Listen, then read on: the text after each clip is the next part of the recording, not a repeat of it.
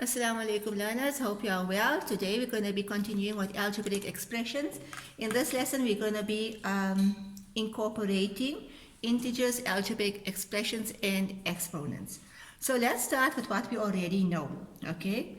If I'm given a flow diagram, these are my input values, this is my rule, and I'm asked to get the output value 3 times 2, 6, 5 times 2, 10, 7 times 2, 14. Right, as simple as that. Now, if I have to leave my input value, but make my rule minus 2, okay, times minus 2, okay, then obviously now it's not just a matter of multiplication, it's a matter of applying my rule of integer as well. So 3 times 2 is still 6, but positive times negative is a, just give some more space there, is a negative 6. 5 times 2 is still 10, but positive and a negative gives me negative. 7 times 2 is still 14, but positive and a negative gives me negative. So your answer stays the same, it's just a matter of the positive and the negative. Okay, let's go on to something a bit more complicated. So this is my flow diagram. Here's my rule. Here's my values. Remember, when we were doing a table, we referred to these as terms, right? Now I'm doing the flow diagram, I'm referring to it input and I'm referring to it to the output. So remember, it will always tell you what n is. In this case here, these are the values of n. So I have to substitute every time n for a different value to get my output. So that will mean 2 times 1 minus 1. Where did I get this formula from? It's the rule. How did I know to put the 1? They're telling me the value of 1 is, or the value of n is 1. What do? Normal multiplication, because this here stands for multiplication. 2 minus 1. 2 minus 1 is 1. No problem. Let's apply the rule again. We're changing the value of n. 2 times 2, 4 minus 1, 3. We're changing the value of n. 2 times 3 minus 1, 6 minus 1, 5. Right. Now, let's bring in an integer. Okay, so we're leaving the same rule. I'm just bringing an integer. Minus 2n plus 1. Right. I'm applying the same rule to all of these numbers. The value of n changes, right? My rule stays the same. So 2 times minus 2 times 1 plus 1. 2 times 1, 2. But now I must be careful just with the sign. Minus times a plus, minus, plus 1, minus 2 plus 1, minus 1.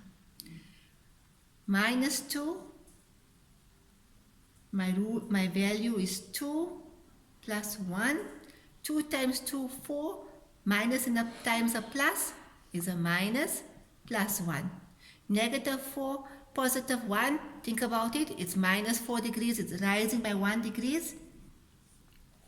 Minus 3. Right. So now that means it will be minus 1, minus 3, and the last one,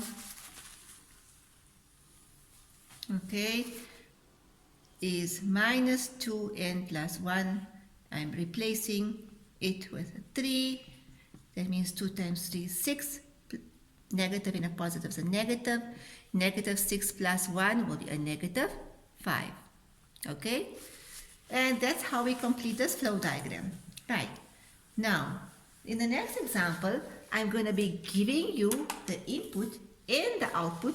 You must tell me what is the rule. Right. So, here's a table. Okay. I am telling you this is the n, 12, 14, 16, 7, 9, 11, 13. Now let's look at these two numbers. Is it increasing, decreasing? So obviously we can see it is decreasing.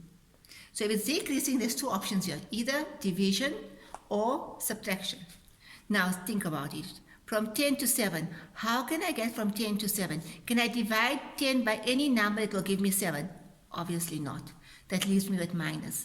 So 10 minus what will give me 7? Minus 3. Check if the rule applies to the other 3 as well before saying that this is a rule. So 12 minus 3, 9. 14 minus 3, 11. 16 minus 3, 13. Right. So we know it's minus 3. Now how do we write it in an algebraic way? Right? Remember in grade 6, we would just write minus 3. Okay? But now we need to write it in an algebraic way. This is my clue.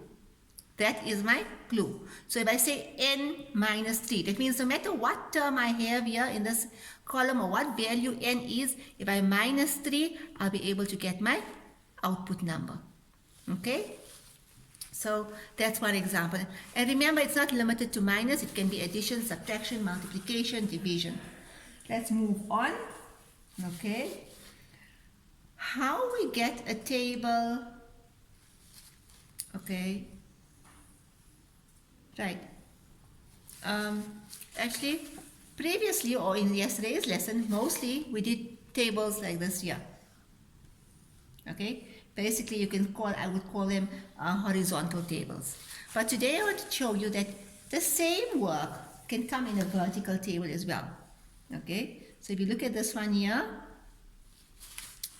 horrible table that I'm drawing, but anyway, this is m. And m plus 12 is my rule. So nothing changes here. Nothing changes here. I'm just going to give you two examples here. This is still my rule, and this is still the values that I'm going to substitute for m. So when m is 1, 12 plus 1 will give me 13. When m is 2, 12 plus 2 will give me 14. Okay.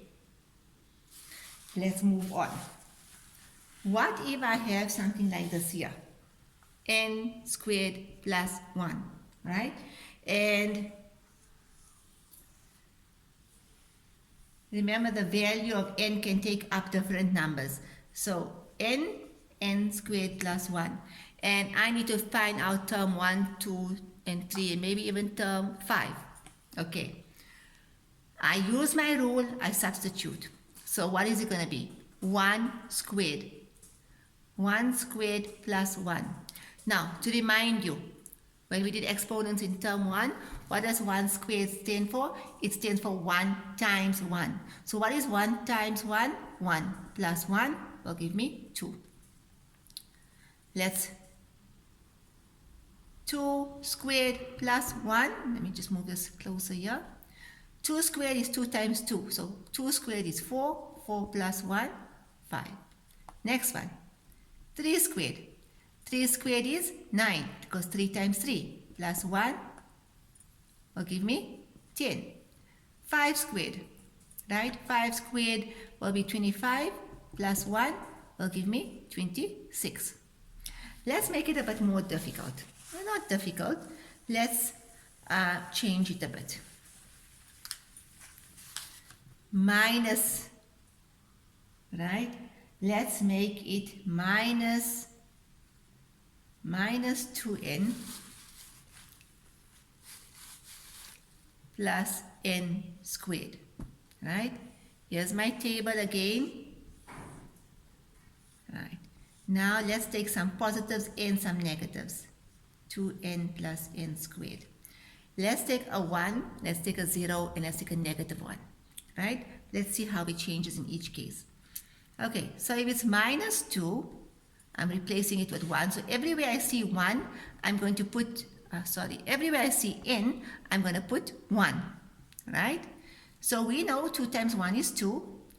Negative and a positive is a negative. Plus 1 squared, 1 times 1 is 1, right? Now again, I have a positive and a negative. It's minus 2 and it's a plus 1.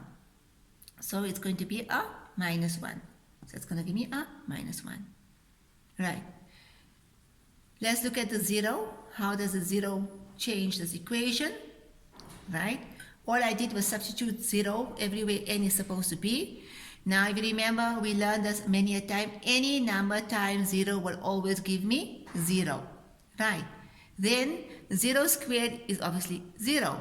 So my answer is going to be 0. Okay? Let's substitute it with minus 1 now. Now here is something you need to just be a bit careful of. Minus 2 minus 1 plus minus 1 squared. Remember, minus 1. I'm substituting n with a minus 1. 2 times 1 is 2. My rules of integers tell me a minus times a minus will give me a positive. Now, we know 1 squared means 1 times 1. Now again, let me put this one side and show you. It means 1 times 1. It means negative 1 times negative 1. So here, we're going to apply our rule of integer. A negative times a negative is a positive. 1 times 1 is 1. So 2 plus 1 will give me 3. Okay? So it's actually not very difficult. It's just a matter of applying all your different rules. Jazakallah.